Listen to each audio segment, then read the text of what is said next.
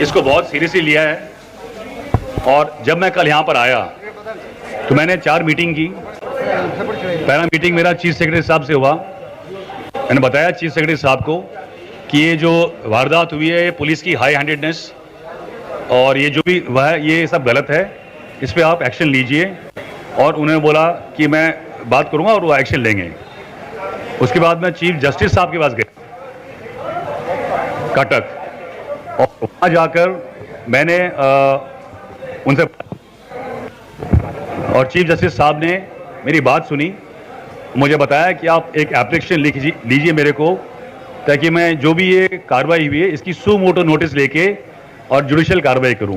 क्योंकि जिस police station में सीसीटीवी कैमरा नहीं है और कई जो मिसगिविंग्स हैं, इसके कारण जो भी वारदात हुई है हमारी बच्ची के साथ और ऑफिसर के साथ, ये गलत है। और illegal confinement of officer, army officer without any chargesheet, वो सब गलत है। तो वो मैंने उनको लिख के दे दिया है एप्लीकेशन, और उस पर कार्रवाई हो जाएगी। फिर मैं डीजीपी साहब से मिला, उन्हें बोला कि हमने इनको पोस्ट कर दिया है। तो ऐसे पोस्ट से काम नहीं चलता, आपको उनको सस्पेंड करना पड़ेगा। तो आज सुबह देखा आपने कि वो तीनों जो पुलिस ऑफिशियल्स हैं उनको सस्पेंड कर दिया गया है।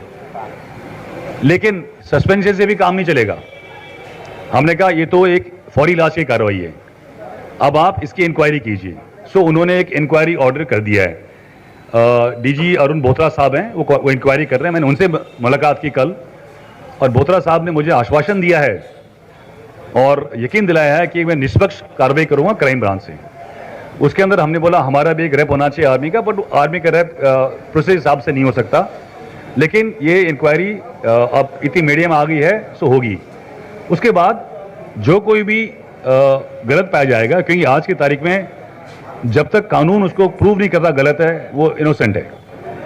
तो जो कोई भी इंक्वायरी में निकलेगा, मुझे यकीन है सही निकलेगा और बिल्कुल ट्रांसपेरेंट रहेगी। उसके बाद डीजी बीएसएफ साहब ने मुझे आश्वासन दिया है कि मैं उन पर सख्त कार्रवाई करूँ। मैंने उनसे बात की है, और डीजी साहब और बोथरा साहब दोनों ने मुझे पूरे तकरीबन कल 1 घंटे 1.5 घंटे रात को 10:30 11 तक, 11:30 12 तक बैठे रहे, वो पूरी आश्वासन दिया है। और वो मैं आपको यकीन दिलाना चाहता हूँ कि हर काम पुलिस डीजीपी साहब बिल्कुल सही तरीके से करेंगे, और मेरा भरोसा है कि इसमें हमें आगे ज़्यादा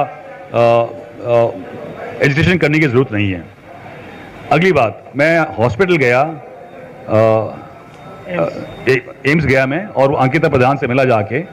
वैसे किसी को मिलने की अनुमति नहीं थी, लेकिन मुझे अनुमति दी गई, मैं मिला जाके। उसकी हालत ठीक है, मेडिकल भी किया जा रहा है, और जो कुछ भी फॉरेंसिक मेडिकल भी होता है साथ साथ, जो कुछ भी मेडिकल रिपोर्ट आएगी, मेरा यकीन है कि वो जो भी सच बोलेंगे उसके हिसाब से जो मेडिकल अथॉरिटीज़ ने उनके अगेंस्ट या कोई भी कार्रवाई की गई उसके ऊपर भी उनको एक्शन लिया जाएगा। सो मेरा ये एक्स-सर्विसमैन से ये दरख्वास्त है कि आपका गुस्सा जायज़ है, लेकिन जो कुछ भी कार्रवाई हम चाहते हैं वो हो रही है। और आपको मैं विश्वास दिलाना चाहता हूँ कि आर्मी चीफ खुद इस चीज़ को मॉनिटर कर रहे हैं, और आर्मी कमांडर साहब दोनों मिलकर इसको मॉनिटर कर रहे हैं। और उन्हें ये बताया है कि जो कुछ भी कार्रवाई हो वो संविधान कानून के हिसाब से की जाए। हम कानून अपने हाथ में नहीं ले सकते, लेकिन आपका गुस्सा और इसके बाद देखते हुए जो एक्शन सरकार ने लिया है, उड़ीसा गवर्नमेंट ने लिया है, मेरे ख्याल से वो बहुत सही दिशा में है। और आने वाले समय के अंदर उड़ीसा गवर्नमेंट और एजीपी जो भी है बिल्कुल सही काम करेंगे, और जो भी गलत मिसक्रिएंट्स हैं उनके अगेंस्ट सख्त से सख्त कार्रवाई की जाएगी।